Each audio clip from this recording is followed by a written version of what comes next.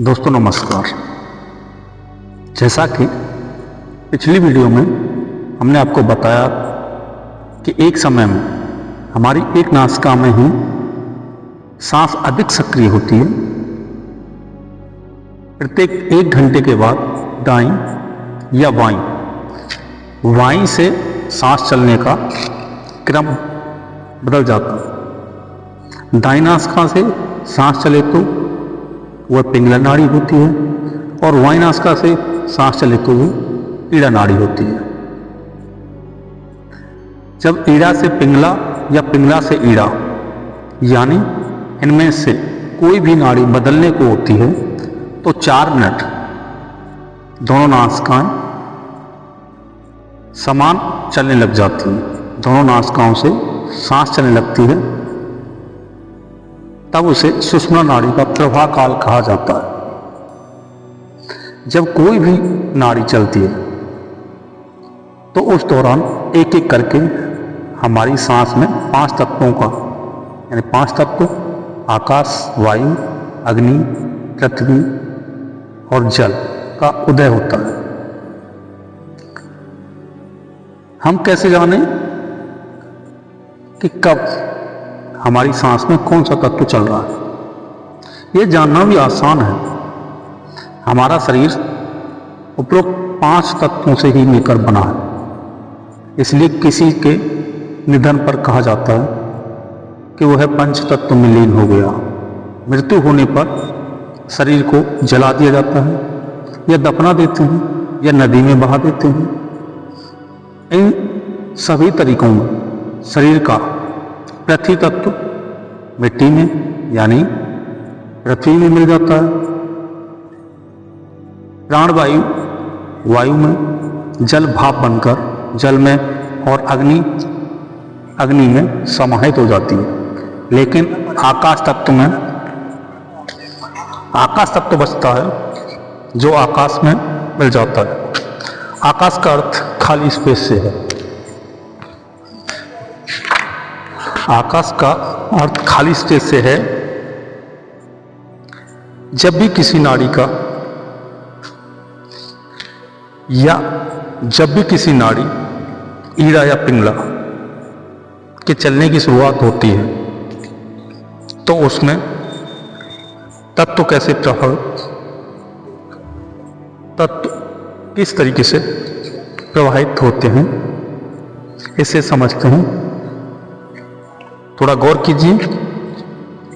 शुरू में 4 मिनट आकाश तत्व चलता है, फिर 8 मिनट वायु, उसके बाद 12 मिनट आपका अग्नि तत्व चलेगा, फिर 16 मिनट जल तत्व और अंत में 20 मिनट आपका पृथ्वी तत्व चलता है।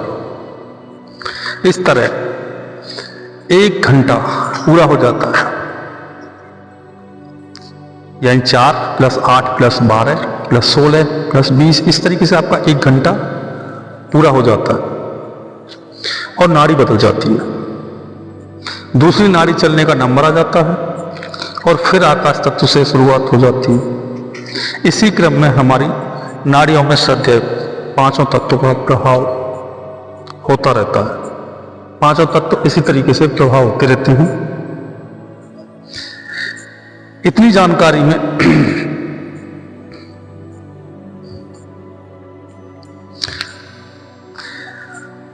इतनी जानकारी से आपको अंदाजा लग चुका होगा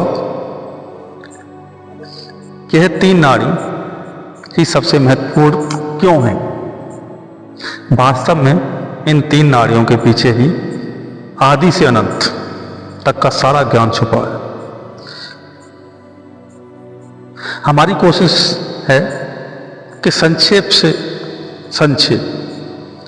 संक्षेप में ही आपको हर चीज को समझाने की कोशिश करें, लेकिन चक्र से संबंधित हर महत्वपूर्ण बात आपको बताते चलें ताकि आगे की चर्चा में आपके मन में कोई सवाल न बाकी रहे।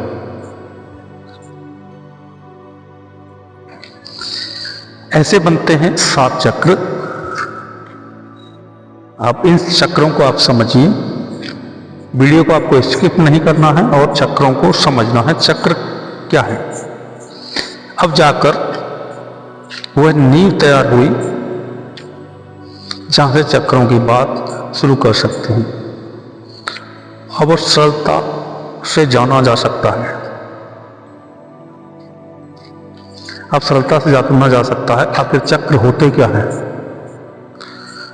जहां भी दो या दो से अधिक नाड़ियां आपस में जुड़ती हैं, यानी कि दो या दो से नाड़ियां अधिक आपस में जुड़ती हैं, वहां पर एक चक्र बन जाता है।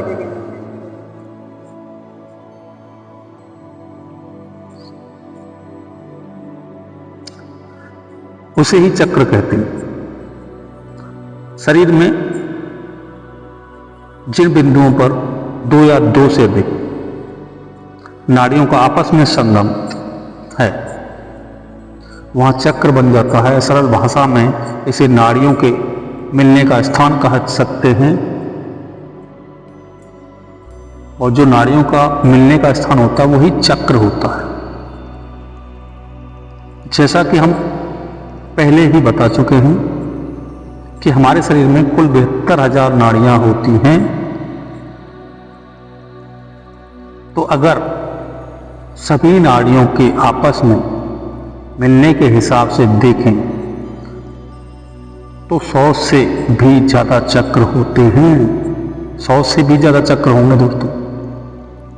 लेकिन मुख्य नाड़ियां ईड़ा, पिंगला और सुषुम्ना की दृष्टि से ऐसे कुल 7 चक्र होते हैं।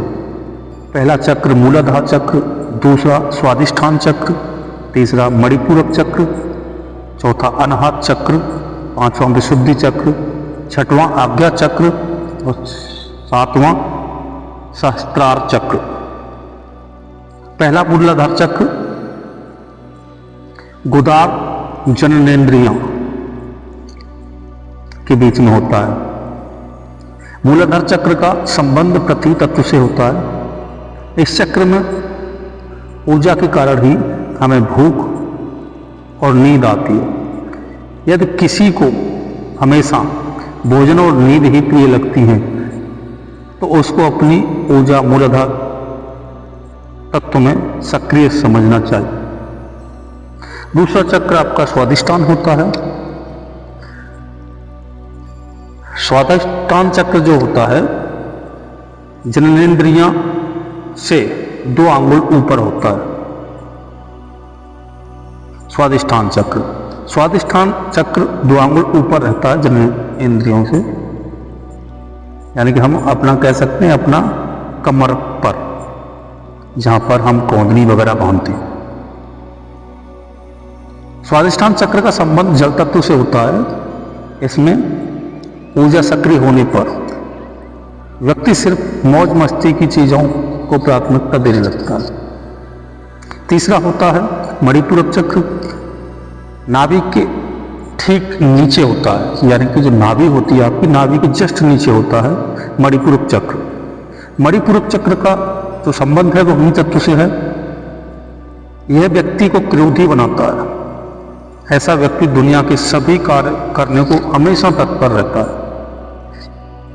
चौथा अनाहत चक्र होता है जो छाती के बीचों बीच उस जगह होता है जहां पसलियां मिलती हैं और छोटा सा गड्ढा रहता है, यानी कि जहां पर छोटा सा गड्ढा पड़ता है वहां पर अनाहत चक्र होता है। अनाहत चक्र का संबंध वायु तत्व से होता है।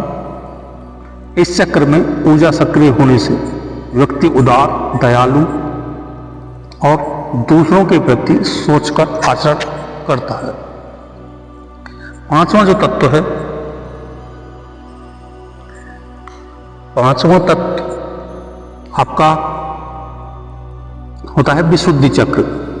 विशुद्धि चक्र कंठ के गड्ढे में होता है। जो हमारा कंठ होता है गले में, उसके गड्ढे में होता है विशुद्धि चक्र का संबंध आकाश तत्व से होता है। इस चक्र में ऊर्जा सक्रिय होने पर वाक सिद्धि प्राप्त हो जाती है। सही मायने में विशुद्धि चक्र के बाद से व्यक्ति की आध्यात्मिक यात्रा शुरू होती है। जब ऊर्जा ऊपर यानी कि उसके ऊपर आज्ञा चक्र की ओर प्रभावित होने लगती है तब आप समझिए कि आगे की ओर प्रस्थान कर रहे हैं ध्यान में। छठा जो चक्र होता है वो आज्ञा चक्र होता है, इसको हम त्रिनेत्र बोलते हैं। छठा आज्ञा चक्र होता है, ये दोनों भुवों के बीच में होता है, जहाँ तीसरी नाक शिव जी की है वहाँ होता है। आज्ञा चक्र पर अगर ऊर्जा सक्रिय है या जो व्यक्ति आज्ञा तक पहुँच चुका है या पहुँच गया है तो बौद्धिक स्तर पर सिद्धि पा ली समझिए, यानी उस व्यक्ति ने समझ लीजिए कि एक सिद्धि पा ली। ऐसे व्यक्ति को अपनी मालकियत का खुद एहसास होने लगता है। इसके अलावा वह स्वयं ही आध्यात्मिक रहस्यों को समझने में सक्षम होने लगता है। उससे आध्यात्मिक अनुभूतियां होने लगती हैं। उसके आसपास चाहे कुछ भी हो रहा हो या कैसी भी परिस्थितियां हों, उससे उस पर कोई ज़्यादा फर्क नहीं पड़ता, क्योंकि परिस्थितियों को देखने की उसकी दृष्टि में, यानी कि उसकी दृष्टि ही बदल जाती है। लेकिन यह चक्रों की यात्रा का अंत नहीं, बल्कि इसके बाद भी अनंत की ओर, यानी सहस्त्रार चक्र की ओर, यानी ब्रह्मरंध्र की ओर इस यात्रा शुरू होती है। सातवां चक्र सहस्त्रार चक्र होता है। सहस्त्रार चक्र, इसे ब्रह्मरंध्र भी कहते हैं। यह सिर के पिछले भाग में उस जगह होता है जहां चोटी बनाई जाती है, जिसकी ऊर्जा सहस्त्रार चक्र तक पहुंच गई और फिर वही जाके स्थिर हो गई, यानी स्थिर हो गई। वह शरीर में रहते हुए भी मोक्ष को प्राप्त कर लेता है। ऐसे व्यक्ति उस नदी के समान होते हैं जो समुद्र में मिलकर स्वयं समुद्र बन चुका होता है। यानी कोई भी नदी अगर समुद्र में मिलती है तो वो खुद ही समुद्र बन जाती है। ऐसे व्यक्ति और ईश्वर के बीच में कोई भेदभाव नहीं बचता, क्योंकि जिसको हम व्यक्ति समझ रहे होते हैं वह अपना वजूद, अपना अस्तित्व ही परमात्मा को समर्पित कर देता है और उन्हीं में लीन हो चुका होता है।